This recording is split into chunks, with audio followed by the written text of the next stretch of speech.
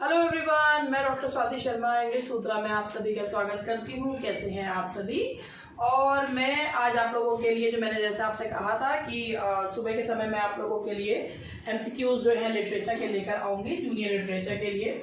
हालांकि ये जो क्वेश्चंस हैं, ये जितने भी एग्जाम्स आप लोगों के लिए बहुत से एग्जाम्स के पर्पस को ये सॉल्व करता है। तो चलिए अब आज बिना और कुछ बात करे क्वेश्चंस जो है वो सॉल्व करते हैं। तो यूपी एलटी ग्रेड का हमारा बैच चल रहा है और कुछ ही दिनों में टीजीटी पीजीटी का भी स्टार्ट होने वाला है। तो जो भी लोग यूपी टीजीटी पीजीटी का या एलटी का बैच जो है वो लेना चाहते हैं, they can talk to us on the given number. चलिए स्टार्ट करते हैं। पहला क्वेश्चन है कि the term theatre of cruelty was given by. The term theatre of cruelty was given by, actually ये जो टर्म जो दिया गया था, ये दिया गया था एंटोनिन अर्टॉट के द्वारा। थिएटर ऑफ क्रूएल्टी का मतलब है कि इतना ज्यादा क्रूएल्टी स्टेज पर दिखाना कि एक शडर की फीलिंग जो है वो ऑडियंस के बीच में आए। तो this term was given by Antonin Artaud. The first complete printed English Bible was produced by. देखिए जो फर्स्ट थी, देखिए बाइबल को सबसे पहले जो ट्रांसलेट करा था वो विक्लीफ ने करा था ओल्ड टेस्टामेंट को। न्यू टेस्टामेंट को करा था टिंडेल ने। इन दोनों को कंबाइन करके जो कंप्लीट बाइबल जो निकाली थी वो निकाली थी माइल्स कॉवरडेल ने। तो that was given by Miles कॉवरडेल।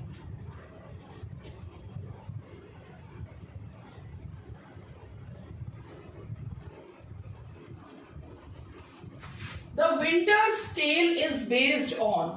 Winters Tale जो है वो किस पर बेस्ड है?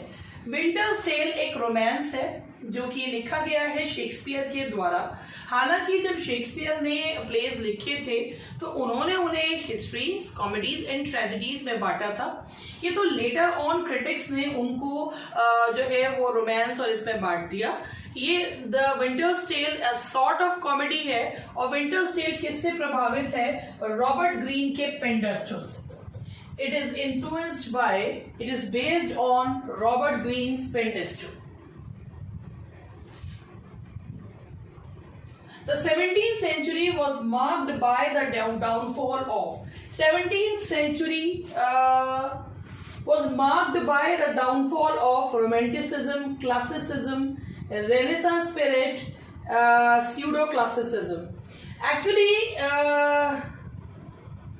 इसे 17th century मुझे लग रहा है कि ये गलत है। इसका है the 18th century। ये 18th century है। The 18th century was marked by the downfall of. 18th century, देखिए 17th century में तो प्यूरिटन एज और उसको मान के चलते हैं। जो 18th century है वो was marked by the downfall of. 18th century जिसे नियो क्लासिकल एज कहा जाता है, वो किस चीज के डाउनफॉल से, उसमें किस चीज का डाउनफॉल हुआ था? तो उसमें जो डाउनफॉल हुआ था the 18th century marked by downfall of, उसमें डाउनफॉल हुआ था रेनेसांस स्पिरिट का। रेनेसांस स्पिरिट का डाउनफॉल जो है वो उसमें हुआ था। They were not at all pleased by the romantic sentimentality. तो जो डाउनफॉल हुआ था वो था किसका? The renaissance spirit. The term classic was first applied to the works of the great. Classic works apply किया जाता है ग्रीक एंड रोमन राइटर्स के वर्क्स पे। तो ये है जो रोमन एंड ग्रीक राइटर्स के वर्क्स को क्लासिक को कहा जाता है।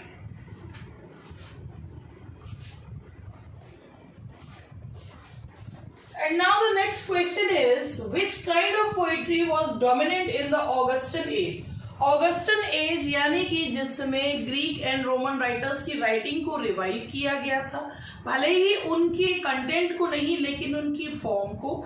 इसीलिए इस एज को स्यूडो क्लासिकल एज भी कहा जाता है। और इस एज में सबसे पहली बात थी डेकोरम और चेक जो है to keep people in check. उसके लिए सेटायर्स यूज किए जाते थे, बहुत ही bitter satires, just to keep people in check. तो डोमिनेंट नोट जो ऑगस्टन एज में था दैट वाज सेटायरिक पोइट्री। कौन सी पोइट्री थी? It was satiric poetry. Oedipus complex is expressed most strongly in Oedipus complex. It means when a boy is abnormally attached to his mother, that is known as Oedipus complex. और Oedipus complex हमें देखने को मिलता है modern writer D.H. Lawrence के novel sons and lovers में। तो sons and lovers में इसमें पॉल गर्ट्रूड की जो कहानी है उसमें हमें Oedipus complex देखने को मिलता है। Now the next question is, who gave the romantic period the title the Renaissance of Wonder? तो टाइटल जो Renaissance of Wonder दिया है that is given by Theodore Watts Dunton।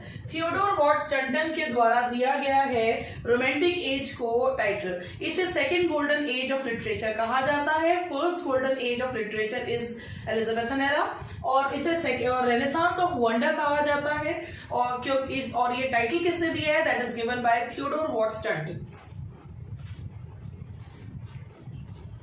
Queen Elizabeth was so pleased to read a novel by Marianne Evans that she commissioned 2 paintings of scenes from it, named that novel। अब आपको पता है ये जो questions है ना, ये मैंने एक बुक में से लिए हैं। ये बुक आप में से बहुत लोगों के पास होगी भी, और आप इसमें देखिए ये क्वेश्चन, इससे पहले भी जो क्वेश्चन था जिसको मैंने 18th करा वो भी उसी बुक में से लिया गया। इवन उसका आंसर भी उसमें गलत दिया हुआ है। अब ये देखिए ये क्वेश्चन ही गलत है। मैंने सोचा इसको ठीक करवा सकती थी मगर मैंने करवाया नहीं। मैंने कहा मैं जब पेपर जब क्लास लूंगी तो उसमें अपने आप ठीक कर देते। अब आप देखिए मैरियन इवांस यानी कि जॉर्ज इलियट का स्यूडोनिम था।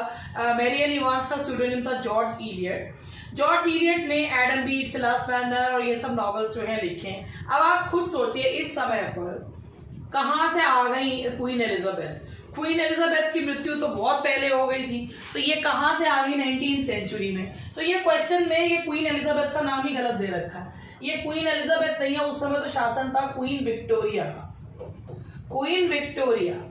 तो ये क्वेश्चन में ये नाम ही गलत है। तो अब आप देखिए जब कभी अगर हिस्ट्री की नॉलेज नहीं होती है और इस तरीके से हम बुक्स के जो क्वेश्चंस पढ़ते हैं तो हमारे सामने बहुत सारी चीजें ऐसी आती हैं कि जिनको नहीं पता वो एज इट इज रट लेते हैं। तो इसीलिए देखिए Queen Victoria was so pleased to read a novel by Marian Evans that she commissioned 2 paintings of scenes from the it name that novel. अब इसको मैं आप लोगों को बताऊं, ये क्वेश्चन का समझाऊं क्या है कि क्वीन विक्टोरिया और मैरियन इवांस यानी कि जॉर्ज इलियट एक ही समय पर, मतलब दोनों का जो डेट ऑफ ईयर है, बर्थ ऑफ ईयर, जो ईयर बर्थ ऑफ ईयर है वो दोनों का बिल्कुल सेम है। और although they did not meet in their lifetime, लेकिन फिर भी दोनों कनेक्टेड हैं इसलिए क्योंकि जब क्वीन विक्टोरिया ने एडम बीड नॉवल पढ़ा तो वो शी वाज सो इम्प्रेस्ड कि उन्होंने जो है उस नॉवल के 2 सीन्स को वाटर पेंटिंग्स में बनवाया था। तो इसीलिए क्वीन एलिजाबेथ नहीं, क्वीन विक्टोरिया, और क्वीन विक्टोरिया जो है वो मैरियन इवांस यानी कि जॉर्ज इलियट का एडम बीड नॉवल पढ़कर उन्होंने जो है उससे बहुत ज्यादा प्रभावित हो हुई थी। In 1895, Oscar Wilde was charged of immoral homosexual conduct for which he had to serve a jail term. Oscar Wilde 19th century के आर्ट फॉर आर्ट से की फिलोसफी एस्थेटिसिज्म को प्रोपाउंड करने वाले, उनको immoral homosexual conduct के लिए जेल जाना पड़ा था, and that too for 2 years। 2 साल के लिए उन्हें जेल जाना पड़ा था। What was the lacuna in Chaucer's poetry according to? What was the lacuna? Lacuna का मतलब होता है गैप। चौसर की पोइट्री में क्या लैकुना है अकॉर्डिंग टू आर्नल्ड? आर्नल्ड का मानना है कि चौसर लैक्स हाई सीरियसनेस। उनका मानना था कि चौसर जो है वो हाई सीरियसनेस को लैक करते हैं, इसीलिए वो जो है, हालांकि उन्होंने इनके लिए ये भी कहा with him our real poetry is born, लेकिन ये भी मानना है कि he lacks high seriousness. The closed heroic couplet used by Pope is unique because the 2 lines act as a stanza. It makes use of an end-stopped first line. Every line contains a caesura. भाई ये जो heroic couplet है ये use करे गए थे भाई, चौसर ने यूज करे थे, बीच में बिल्कुल इनका यूज होना बंद हो गया था, पोप ने इन्हें रिवाइव करा था। और ये इसमें सारी लाइन ठीक है, 2 लाइन स्टैंजा और 2 लाइन जो है एक स्टैंजा की तरह एक्ट करती हैं, एंड स्टॉप लाइंस होती हैं, यानी कि वो खत्म हो जाता है, उस पर जो है स्टैंजा जो है वो खत्म हो जाता है। अपनी बात 2 लाइन में कहना बड़ा मुश्किल काम है, मगर वो उन्होंने उसको करा है। एवरी लाइन कंटेन्स अ सीज्यूरा, यानी कि पॉज, हर लाइन में एक पॉज है, तो सारे पॉइंट सही हैं, all the above. William Caxton printed the first book in English in 1474। Identify, देखिए विलियम कैक्सटन इंग्लैंड में प्रेस जो लाए, इंग्लैंड में जो प्रिंटिंग प्रेस लाए थे वो लाए थे 1476। 1477 में इंग्लैंड की धरती पर जो बुक आई थी उसका नाम था the dictes and sayings of philosopher. लेकिन उससे पहले जो वो अपने प्रयोग कर रहे थे तब जो बुक आई थी that was the recycle history of Troy. तो इसीलिए जो 1474 में बुक है उसका नाम है history of Troy. The first prose comedy Supposes is written by, first prose comedy Supposes जो लिखी, आप देख रहे हैं first prose comedy है Supposes। Ralph Roister Doister prose comedy नहीं है, पहली इंग्लिश कॉमेडी है, but it is in blank, वो it is in words form. और ये सपोजेस जो है ये प्रोज कॉमेडी है, ये लिखी गई है जॉर्ज गैस्कोइग्ने के द्वारा, और इसी सपोजेस पे शेक्सपियर का प्ले कौन सा प्ले है भूल रही हूं मैं, देखिए कैथरीन पेट्रूचियो वाला जो प्ले है उसकी स्टोरी जो उसका द टेमिंग ऑफ द श्रू, द टेमिंग ऑफ द श्रू की जो स्टोरी है वो इसी से ली गई, मतलब इस सपोजेस के जो टेमिंग ऑफ द श्रू का सब प्लॉट है वो सपोजेस पर आधारित है। Who among the following was a 15th century educational reformer? Educational reformer है ये, एंड नहीं आएगा, एजुकेशनल रिफॉर्मर।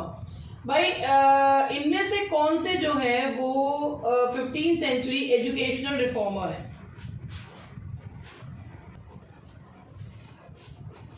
एजुकेशनल रिफॉर्मर वो सर टॉमस मोरे। सर टॉमस मोरे वही है जिन्होंने यूटोपिया लिखी है। He was in the support of humanism, और ये रिफॉर्मेशन की मतलब जो एक हेनरी 8 के समय में एक रिफॉर्मेशन और एक्ट ऑफ सुप्रीमेसी जो एक्ट ऑफ सुप्रीमेसी जो पास हुआ था उसके अगेंस्ट से चर्च में रिफॉर्मेशन के वो मतलब एक्ट ऑफ सुप्रीमेसी और रिफॉर्मेशन के अगेंस्ट से, that is why he was executed. तो इसी ये जो है he was a staunch believer of humanist movement, तो इसीलिए ये एक एजुकेशनल रिफॉर्मर माने जाते हैं sir Thomas more. Who was the first to use the blank words in English drama? Blank words को इंग्लिश ड्रामा में सबसे पहले किसने यूज करा है? तो वो यूज करा है सैकविले एंड नॉर्टन ने अपने प्ले में, क्योंकि भाई जो सबसे पहली ट्रेजेडी है उसमें जो है उन्होंने यूज करा है गोरबडक और जो है फेरिक्स एंड पॉरिक्स भी उन्होंने ये से यूज करा है सैकविले एंड नॉर्टन ने। मार्लो के हाथ में तो वो आकर माइटी लाइन बन गई थी। Which was resulted in bringing in Tudor rule in England? England में ट्यूडर रूल आखिरकार आया कैसे? इंग्लैंड में ट्यूडर रूल आया था वॉर ऑफ रोजेस के बाद। वॉर ऑफ रोजेस जो 30 ईयर वॉर था दो जो हाउसेस के बीच में, और ये वॉर ऑफ रोजेस के बाद आया था 30 ईयर वॉर जो था।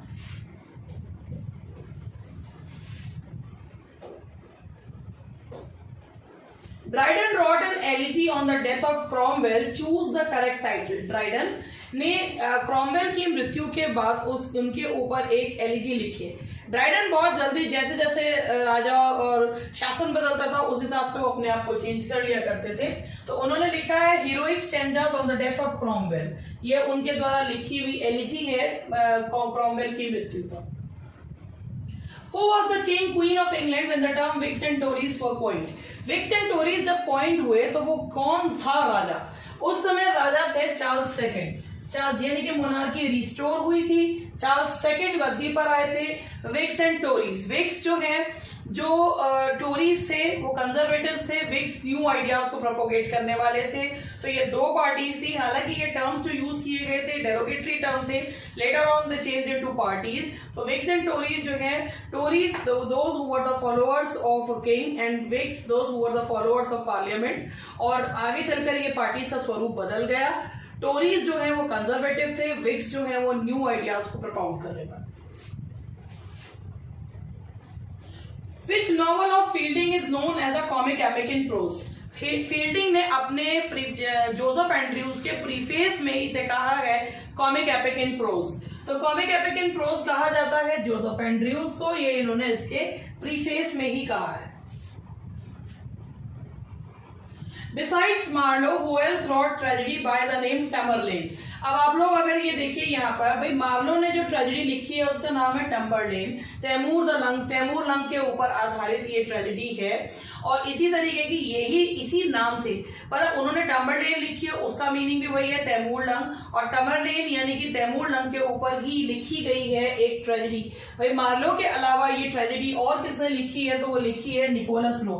ये वही निकोलस रो है जिन्होंने शेक्सपियर की बायोग्राफी बायोग्राफी लिखी है। और इन्होंने ही टमरलेन यानी कि तैमूर लंग के बारे में लिखा है मार्लो के अलावा। Who was the king in England at the time of Peasants Revolt? जब Peasants Revolt हुआ था 1381 में, तो उस समय का राजा कौन था? उस समय के राजा थे रिचर्ड सेकंड। सबसे खराब राजा का शासन माना जाता है, that was Richard second. The Black Death in England as came in the Black Death in England that came in 1348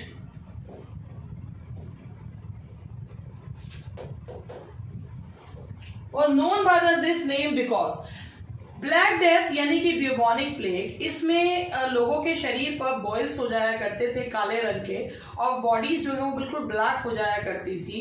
तो वो ब्यूबोनिक प्लेग था जो चूहों से फैलने वाला, बैक्टीरिया से फैलने वाला था। तो ब्लैक डेथ उसे कहा जाता था, क्यों? क्योंकि black knotty boils appear on the bodies of the victims, कि जिनको भी ये प्लेग होता था उनके एक ब्लैक नॉटी गांठ फरे जो बॉयल्स थे वो उनके शरीर पर उभर आते थे।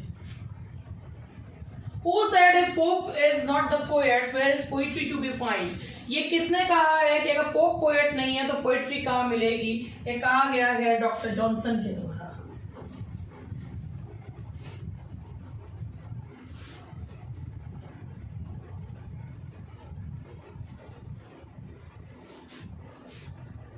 Chaucer's first attempt in English to use the heroic couplet occurs in which of the following poems?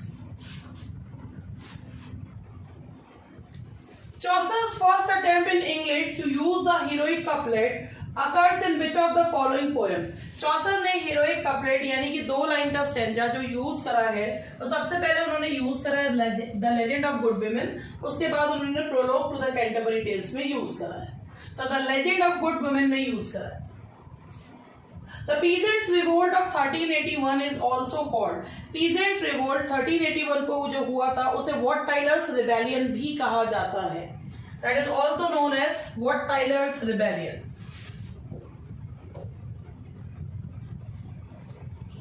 Human body is consisted of 4 humors: blood, flame, choler and melancholy.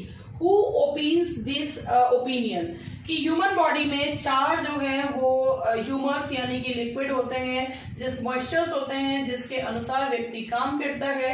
Comedy of humours के father भी कौन कहे जाते हैं, और ये term भी ये ह्यूमर यूज किसने करा है? That is use by Ben Jonson. ये बेन जॉनसन के द्वारा यूज किया गया है। Who gave the romantic period, ये रिपीट हो गया है क्वेश्चन। थियोडोर वॉट स्टैंटन है, वैसे ये क्वेश्चन रिपीट हो गया है। Bacon defined his essays as, Bacon ने अपने एसेज को, बेकन जो कि अपने एफरिस्टिक स्टाइल के लिए फेमस हैं, जिन्होंने जो मॉन्टेन से प्रभावित होकर उन्होंने अपने एसेज लिखे हैं, उन्होंने अपने एसेज को क्या कहा? Dispersed meditations. He called his essays dispersed meditations. Which of the following is described as the prologue to the Renaissance? इनमें से कौन से वर्क को रेनेसांस का प्रोलोग माना जाता है? इनमें से कौन से वर्क को माना जाता है? तो वो है Utopia. Utopia by Sir Thomas More is known as the prologue to the Renaissance, क्योंकि यूटोपिया में उन्होंने बताया प्लेस नोवेयर टू फाउंड, जहां पर कभी कोई भी किसी भी प्रकार का अमीर गरीब का कोई भेद नहीं है, उसको कहा है उन्होंने। तो prologue to the Renaissance is known है, किसको कहा जाता है? Utopia. Who applied first the epithet Augustan? Augustan epithet यानी कि एडजेक्टिव सबसे पहले यूज किया था डॉक्टर सैमुअल जॉनसन ने। ऑगस्टन एज का एपिथेट यूज किया था। Modern age is called the age of. Modern age आखिरकार एज है क्या? मॉडर्न एज जिसे माना जाता है जिसपे दो वर्ल्ड इसके लिटरेचर पे 2 वर्ल्ड वॉर का असर देखने को मिलता है। Modern age is the age of anxiety and interrogation. Anxiety and interrogation की एज है, क्योंकि इस समय पर क्वेश्चंस, लोग बहुत एंशियस है अपने अस्तित्व के प्रति। तो ये this is the age of anxiety and interrogation. Oxford movement was founded by. Oxford movement जो फाउंड किया गया था, जिसे ट्रैक्टेरियन मूवमेंट भी कहा जाता है, it was founded bye John kibble.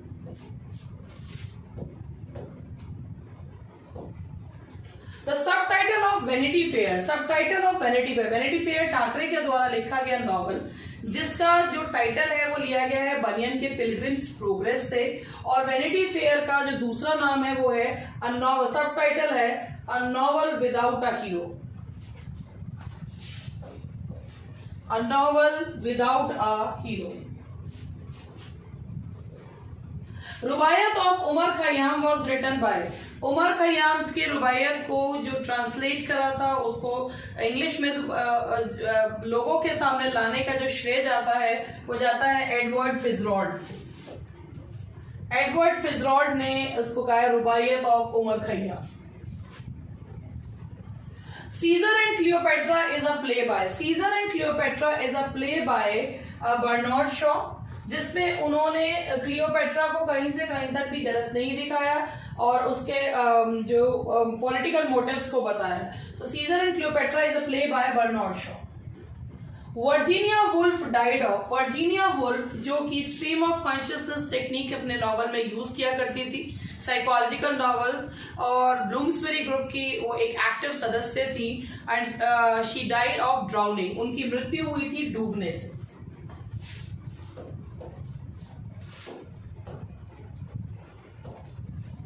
Which poem of Eliot voices his religious beliefs? Eliot की कौन सी पोएम है जो उनके रिलीजियस, इनकी कन्वर्जन पोएम भी कही जाती है, that is Ash Wednesday. Ash Wednesday उनके रिलीजियस बिलीफ्स को बताती हुई पोएम है। Shaw bagged the Nobel prize in 1925। Shaw एकमात्र ऐसे राइटर हैं जिन्हें नोबेल और ऑस्कर दोनों मिला है। नोबेल उन्हें मिला है से 1925 में सेंट जॉन के लिए, और ऑस्कर मिला है पिग्मेलियन के लिए। तो ये 1925 में ही bagged Nobel Prize for his novel Saint John, for his work Saint John, for his novel, for his drama. Who wrote the poem Portrait of a Lady? Portrait of a Lady जो poem लिखी है, it was written by T.S. Eliot. That's all for today. आज के लिए इतने ही questions हैं, बाकी का मिलते हैं कल। How was the session? Do let me know about it. मिलते हैं कल। Bye bye.